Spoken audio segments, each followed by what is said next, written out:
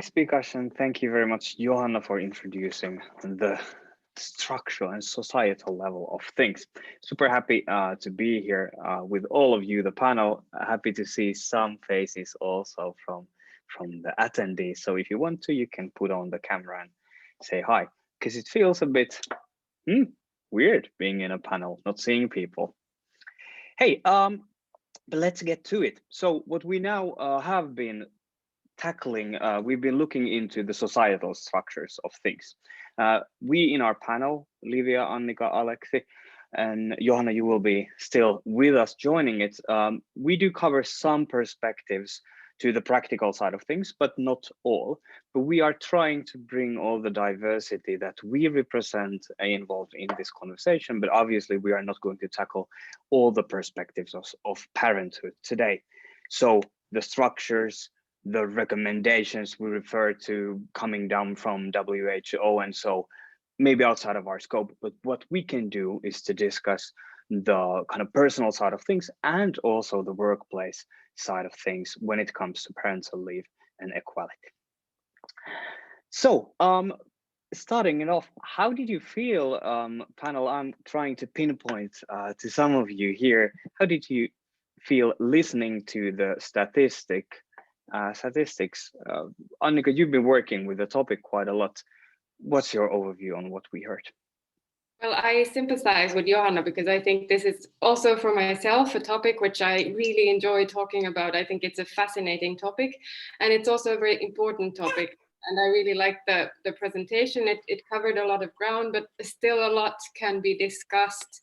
And one of the issues is, as was also highlighted in the chat, is that the system now is quite rigorous and doesn't allow for flexibility. So even if parents would want to share the shareable part of the that's easy to do because, well, most parents want to only put their child into daycare when the child is around 1.5 years old, and it isn't possible to sort of change parts of the leave or parts of the benefit for the spouse, in my case, for example, for the dad, but one has to use it sort of directly. And that's also one reason that makes a lot of women sort of use the shareable part in its sort of totality. And I think that's something that we need to change and is going to change in this new system. Also because there will be sort of longer quotas for the dads. And that's another issue that I really always like to see sort of referenced information about of the benefits of longer quotas and how they actually do affect the amount of leave that dads take, and also the positive effects that dads taking these leaves has in both sort of families and in society. So that's my sort of short take for now. Yeah. Let's continue on that. Thanks, Annika. Alexi, what do you think, or what did you take with you? It was, for me as a dad, it was kind of mind-blowing to see that the blue part of the column didn't really grow. Like, yeah, I've been looking into this topic for some time, so it was not a new statistic for me. I knew that the situation is as it is, and my take on this is that I've been trying to figure out like the motivation part of the issue. I'm on the fence about the quotas. I'm on the other hand, if they are shown to work to make things better, I'm not against them. But for example, in my case, quotas didn't have any role in our reasoning on how we should deal the parental leave. Motivation and the drive to do things was everything. And a big part of the drive for me came from the possibility to have full like ownership on fatherhood. So those are the kind of favorite topics for me in this all. And I kind of feel that those tend to be left out of the conversation quite often. So that's one of the reasons why I've tried to focus on those. Definitely. Let's dig into the drive and ownership, Alexi, a bit later. Annika, you wanted to comment? I wanted to comment directly because I absolutely agree that the driver should be sort of the willingness of the dad to stay home. But then I also see that the quotas send a really sort of important message to employers that this is allowed and this is recommended and dads are allowed to do this. And actually it is against the law to hinder this, because a lot of dads, even if they do have this drive within themselves, they find themselves in employment situations where it's not that easy to take leave. That's a good addition. That's the message that is being sent to employers, especially if the culture is not healthy in this aspect. I'm with you on that. Definitely. Livia, what's your take on what we just heard from Johanna? Well, first, I'd like to thank Johanna for clarifying this new parental leave model suggestion, because as an international in Finland, things are not so straightforward to understand for us, especially this type of culture and society conversations. When they are still in progress, they rarely happen in English. So thank you so much. I think that what stayed with me looking at this was especially the data shown in the research that non-Finnish speaking fathers take even less parental leave than the Finnish ones. And I think that's it's kind of crucial because from my own experience being an international mother, I'm very thankful for the right to take a long paid parental leave. And I really feel that really supports our family to grow strongly multicultural family. And I think that as a mother, I have higher chances to have this kind of family or support my family in this direction than maybe my international counterparts who are fathers. So I think that's kind of my perception, my key takeaway from the presentation. Brilliant. Thanks, Livia. And then good points you brought up. Important aspects what the international dynamics brings to the families. What do we think? Like the quotas might change it, but then again, they might not. What do you think? Is the structural reform enough, or should something else be done? By raise of hand, I will give this to you. Alexei, you were first. Well, one of the things that I would love to see fixed is the amount of relatable examples that fathers see. I think that when I think on my decision making, that did have a majority or a big effect on what did it feel like to take this parental or take 50% of the parental leave. And I think that the company culture that we had at Reactor then did have a significant role on it. So we did have a like we are an IT company and we still have a like male majority going on there, and we had an active parent community going on there. So there were lots of examples of like what parenthood can look like as an IT professional. It was more a not an expectation, but there were lots of examples of people like sending their regards that I'm leaving for parental leave, and it has become a non-issue. And I think that's one of the things that I really want to see. But in addition to this, I would think it would be a lot easier for a lot of men to pick up this if there would be more like relatable examples in public life. And I don't have any like direct answers how to get more of those. I'm thinking that maybe I could do that myself, and I could go into that direction myself and talk about like what is it like to be a father in my own way, and show that it's possible to distribute things equally. But I think that those relatable examples are my favorite thing. Cool. So yeah, in addition to structures, we do need role models. And Alexei, I already thank you for being one, and you are making it public with your blog, for instance. You can follow Alexei's blog in seura.fi about fatherhood. Annika, you were next, and then Livia. Yeah, I think this is a very important point, because also in this regard, culture eats policy for breakfast. So if we have this culture where women are a little bit expected to stay home, and a lot of women feel bad about returning to work too early, or then they feel bad about returning to work too late. So there's a strong expectation of mothers sort of having a strong role, and we need a cultural shift there, but we also need a cultural shift in sort of women sort of stepping back a little bit and allowing dads a full role in their parenthood. And then that's good. I strongly agree. Let's talk about that. Livia, do you have something connected, or shall we? Yeah, I have just a practical kind of tip how to support that. So it's very important, like you said, having the examples, public, but also from your own coworkers and your own culture.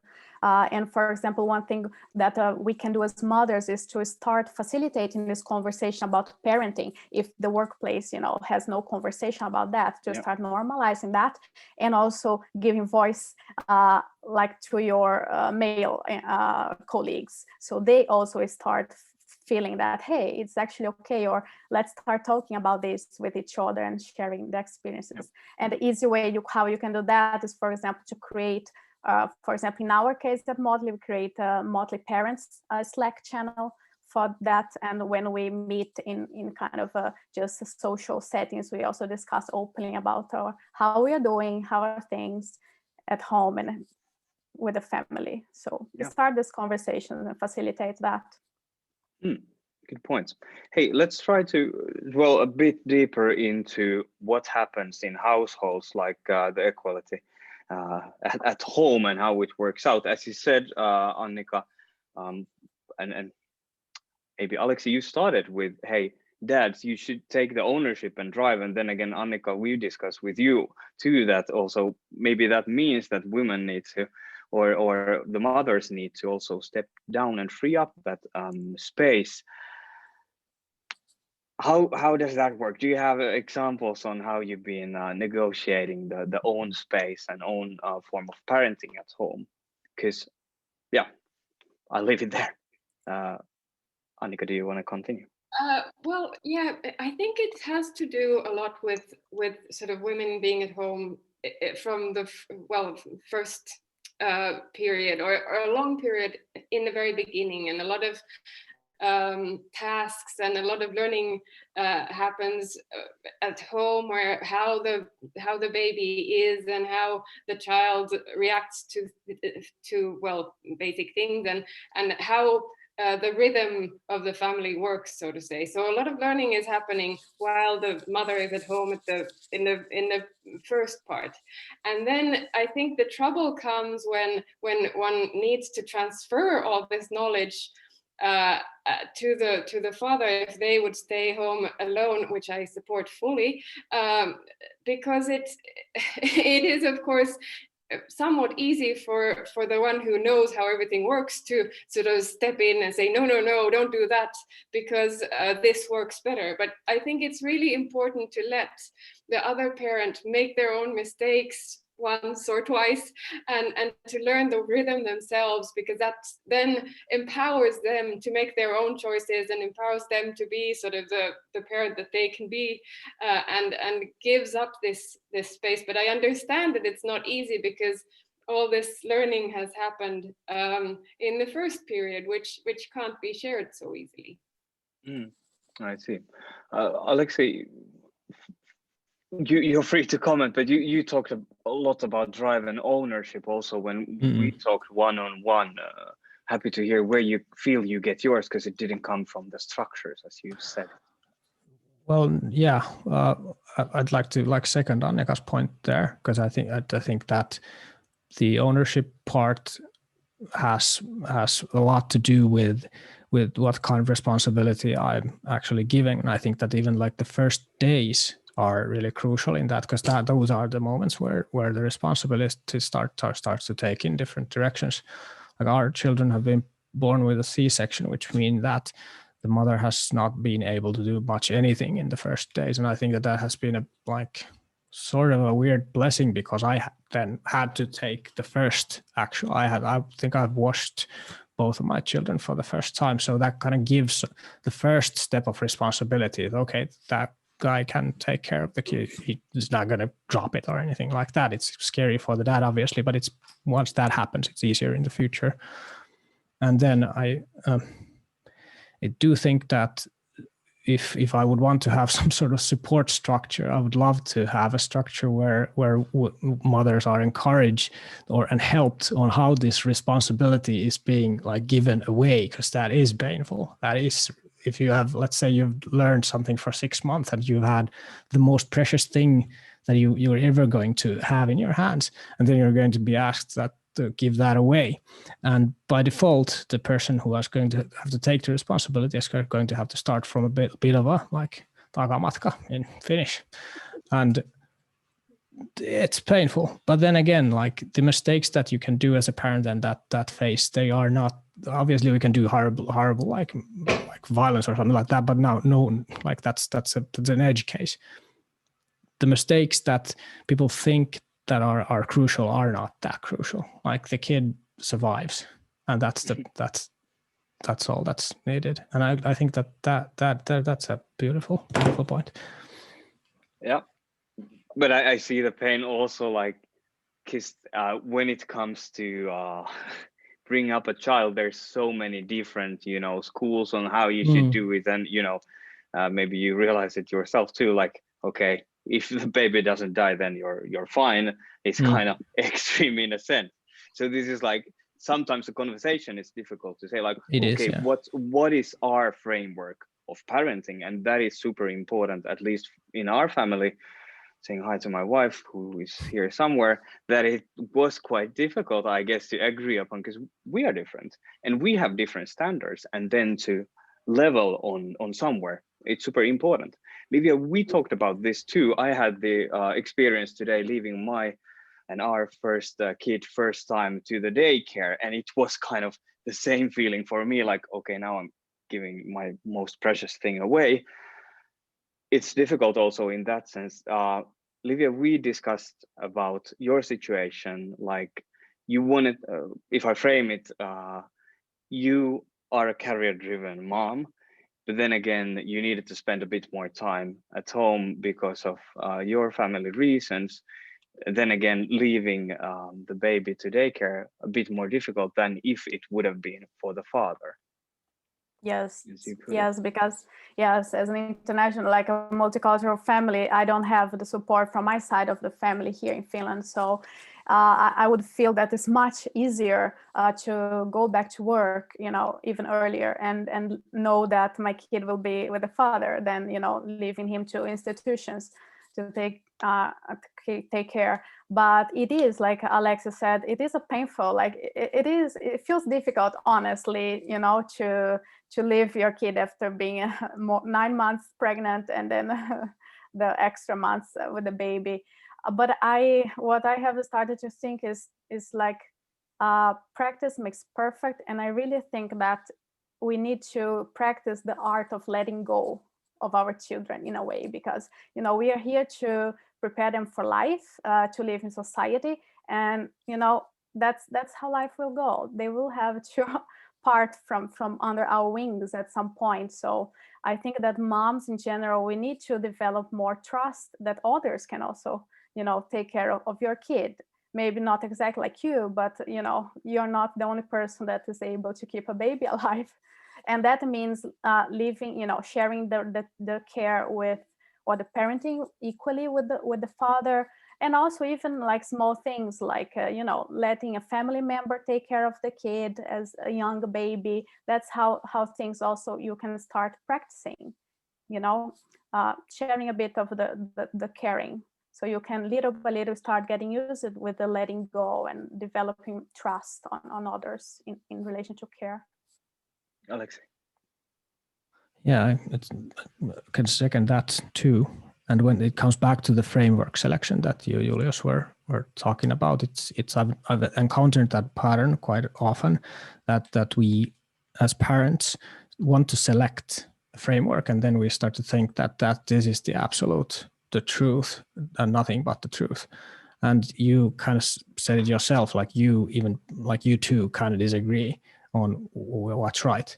And the fact of the matter is that there's no way to tell. Like, it's impossible for you to be right in this aspect. And we've been trained to get an A from an exam for the right answers. And there is no right answers here. There's only a spectrum. If you just aim somewhere between these barriers, you're good to go. And that should be the thinking more than trying to find the optimal way, because there is no such thing.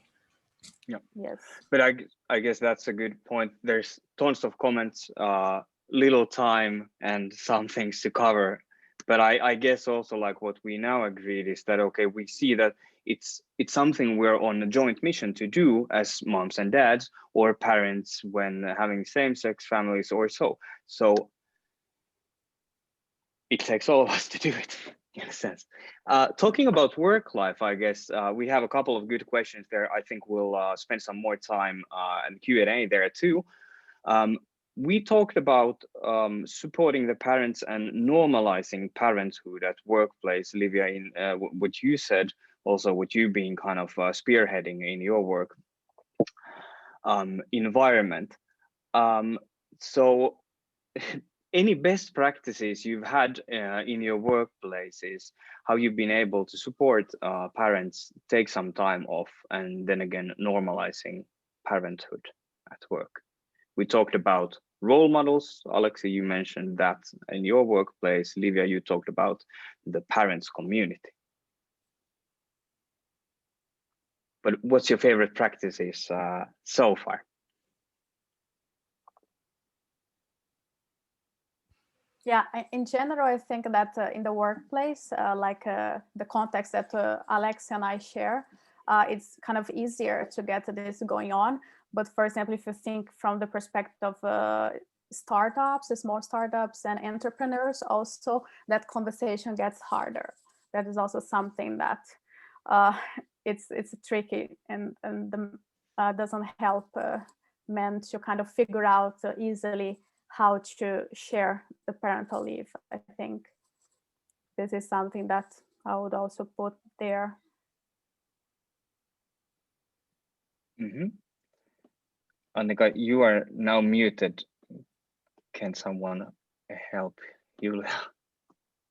I have been waking up and dad taking care of him so that mom can be in a webinar. So this is an example for us all.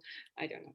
But anyway, regarding what employers can do, I think Johanna raised a lot of good examples, Johanna Kaljamäki, in the chat, so everybody can read those. But in addition to those, I want to highlight also the role of hiring replacements or substitutes in cases where even in shorter leaves, because that sends a powerful message that it's okay for you to be away. This is not a problem for us, and also relieves a lot of stress for returning to your workplace. If you know that the situation that you would be returning to after a couple of months or 6 months would be mayhem and nobody has been doing the work that you should have been doing, that does not then create I wouldn't want to return to that workplace, or I wouldn't actually want to go on leave from that kind of a workplace. And I think that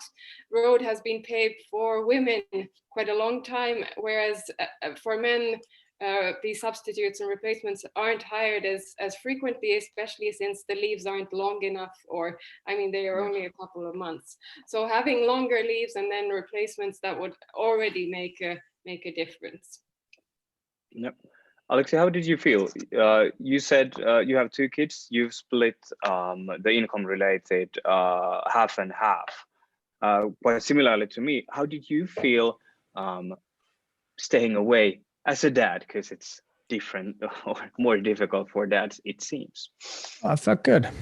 It was a. What made it feel good? What made it feel good was that it's long enough break from work that you get to reflect more or in a different way than you ever get in a summer holiday. Like those I think that those might have been the biggest work-related benefits that I got. Yeah. I got the chance to take my head out of the bush and see what's around me. Like what do I want from work? So this kind of reflection period, that's definitely what made it worthwhile almost as itself.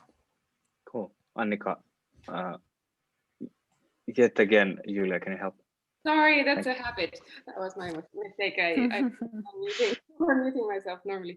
I think this is a very important point because I've noticed this in everybody's parental leaves. It is a moment of reflection of what is important in life, and I would really want for us all to be able to benefit from this this kind of a sort of moment of reflection also for working life, because it puts things into perspective. Where do I want to be spending sort of 10 hours a day away from this precious being that is my child?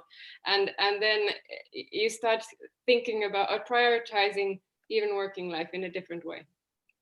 And it's even might be a thing that I don't know, that this is purely speculation, but I've started to think that maybe this is a benefit that mothers are keen on taking. If you don't enjoy your working life that much, if you are just working 9 to 5, and then you're being asked to give that away too, that's even like additional pain on the matter. But having this kind of discussion is really healthy, because I sometimes kind of get the feeling that the answers to all of these questions come down to men should take more responsibility and men should like do this and that and don't do that. As we're now been discussing, it's a definitely a problem that needs everyone's participation if we want to really fix it.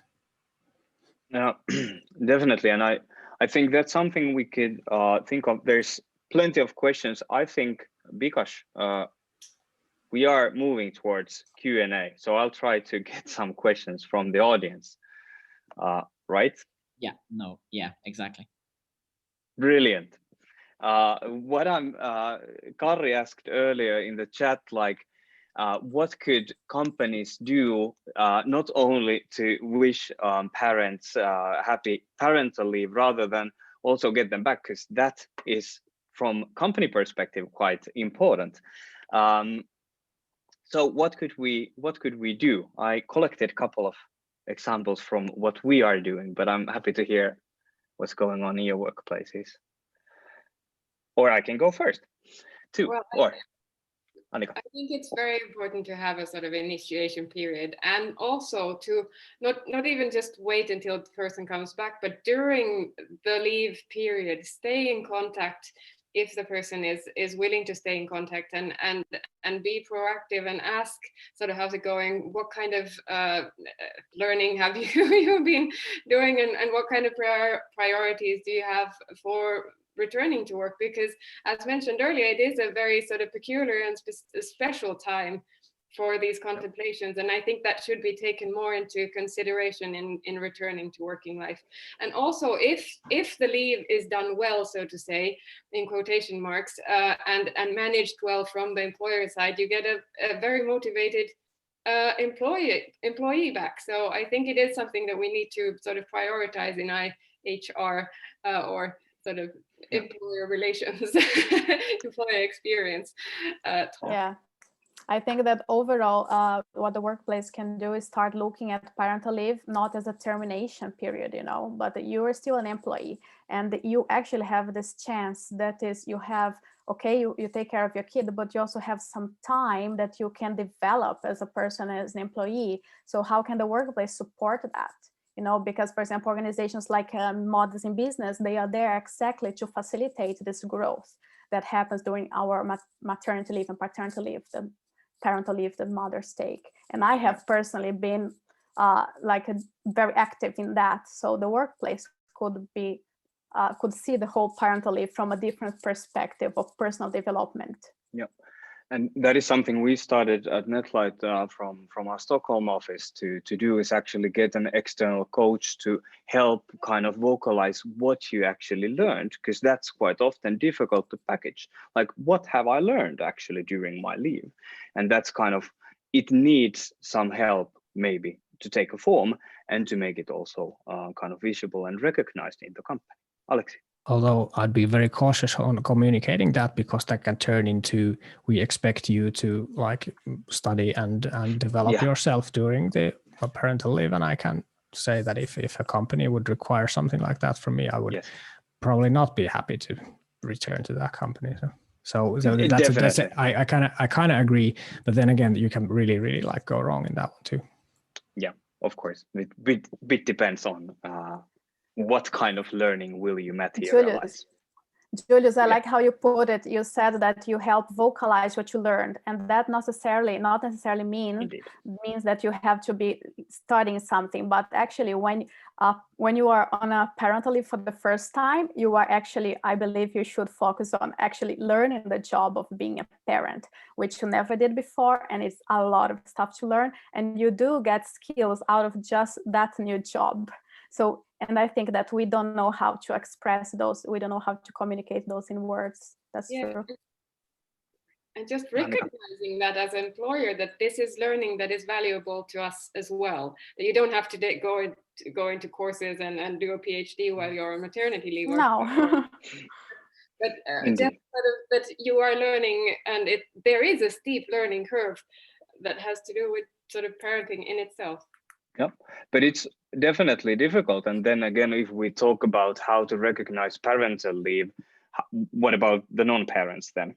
So this is something which we will like, if we want to succeed in this, we need everyone to be on board. And then again, we'll need to be able probably to build some structures which support everyone in the company, recognizing different kind of, if you need flexible working because of parenting, it might apply to someone who's also not a parent. Yeah, that's difficult.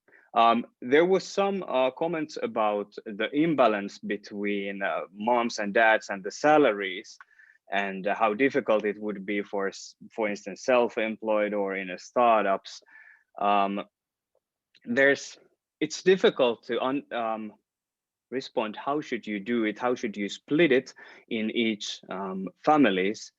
But often money can solve some of these problems. Should we use money? Should we overcompensate above collective agreements where dads only get 1 week of paid parental leave?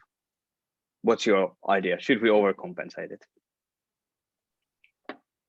I think this is a very important question, because mothers in many collective agreements get 3 months paid leave, and fathers don't get any kind of paid leave. And for some, it's week, or it's up to 2 weeks, I guess, is the maximum in collective agreements.